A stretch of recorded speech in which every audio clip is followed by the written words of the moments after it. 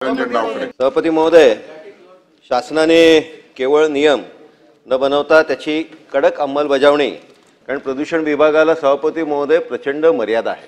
आपण बघितलं की ते अजूनही जुन्या पद्धतीने आजही काम करतात, ज्याच्यामध्ये प्रचंड गळती आहे. आज या विभागामध्ये ट्रान्सपरन्सी आणणं गरजेचं आहे. आपण बघितलंय की कृषी क्षेत्रामध्ये माननीय फडणवीस साहेबांच्या माध्यमाने, एआयच्या माध्यमाने असेल, सॉइल मॅपिंगच्या माध्यमाने असेल, टेक्नॉलॉजीच्या माध्यमाने आपण शेतकऱ्यांना जसं दिलासा देऊ शकतो, त्याच पद्धतीने या टेक्नॉलॉजीचा वापर करून रिअल टाइम मॉनिटरिंग सिस्टमच्या माध्यमाने आपण प्रदूषणाच्या मोजमापसाठी आपण त्याचा वापर करणार का, हा माझा सभापती महोदय पहिला प्रश्न आहे. डेटा आधारित निर्णय घेणं आणि डेटा नागरिकांसाठी पारदर्शक ठेवणं हे तेवढं गरजेचं राहील. हे त्याच्यामध्ये आपण उपलब्ध करणार का, हा माझा सभापती महोदय त्याच्यामधला दुसरा प्रश्न.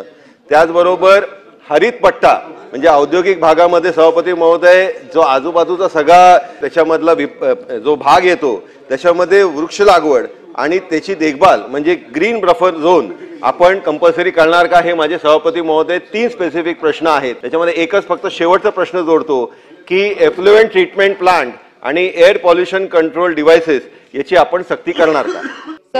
सन्माननीय सदस्य निरंजन डावकरेजींनी सांगितल्याप्रमाणे या सगळ्या गोष्टींचं मॉनिटरिंग रिअल टाइम झालं पाहिजे आणि ते लोकांसाठी ॲक्सेसिबल असलं पाहिजे. हे दोन्ही विषय, आपला पहिला प्रश्न आणि दुसरा प्रश्न, रिअल टाइम मॉनिटरिंग झालं पाहिजे आणि ते दिसलं पाहिजे, ज्याला ॲक्सेस करायचं त्याला ॲक्सेसिबल झालं पाहिजे.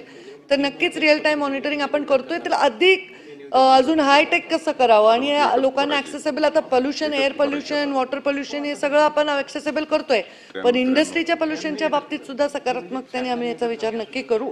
आणि तिसरा प्रश्न काय होता, ग्रीन बफर झोन हे तर कंपल्सरी आहेच आहे. म्हणजे आता मी एका कॉन्सेप्टवर काम करत आहे, ते झाल्यावर सभागृहाला अवगत करणारच होते, पण सभागृहावर जर कानावर टाकलं तर तुम्ही पण मला आणखी सूचना देऊ शकता.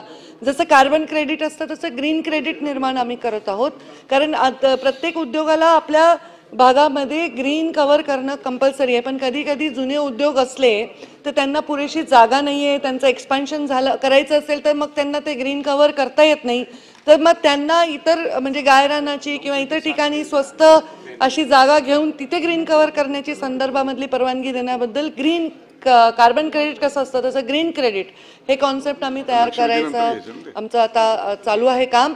तर ते केल्यानंतर प्रत्येक उद्योगाला ज्याच्यामुळे प्रदूषण होणार आहे त्याला कंपल्सरी हे ग्रीन कव्हर करावंच लागेल. आताही करावं लागतं, पण कधी कधी एक उद्योग जुना एक्सपान्शन करतो तर त्याला जागा पुरत नाही, तर त्याला सुद्धा ती सुविधा उपलब्ध आम्ही करतो. सभापती महोदय, मी खरं तर मंत्री महोदयांचे आभार व्यक्त करतो की प्रदूषणाच्या वरती उत्तर देत असताना कुठलंही प्रदूषित उत्तर न देता स्वच्छ उत्तर ते या इकडे देत आहेत.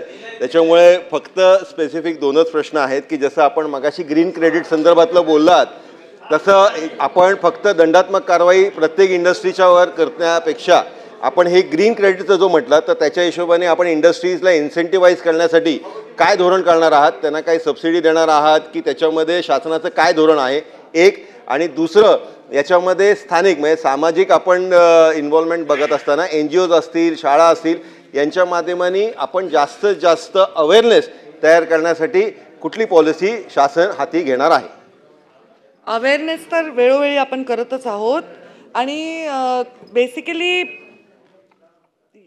यामध्ये या इंडस्ट्रीच्या संदर्भात धोरण आखणार का, तर आम्ही तसं धोरण आखणार का याच्यावर स्पेशल उत्तर न देता ते आखल्यावर नक्कीच आम्ही सभागृहाला अवगत करू. पण आमच्या ते ह्याच्यामध्ये आहे, आपण फाईन करतो इंडस्ट्रीला, काय आम्ही स्थानिक स्वराज्य संस्थांना सुद्धा फाईन करतो, असा भरपूर फाईन आमचा येणं पण आहे स्थानिक स्वराज्य संस्थांकडून.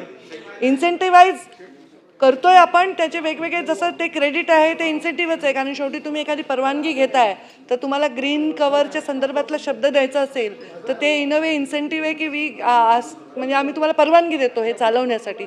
आणखी इन्सेंटिव्हाइज करण्यासाठी निधीची आवश्यकता असते, तर आम्ही CSR आणि सरकार याच्या माध्यमातून त्याच्याबद्दलही विचार करतो आहोत, पण प्रत्यक्षात अजून काही आम्ही तयार केलेलं नाही तो फॉर्मॅट.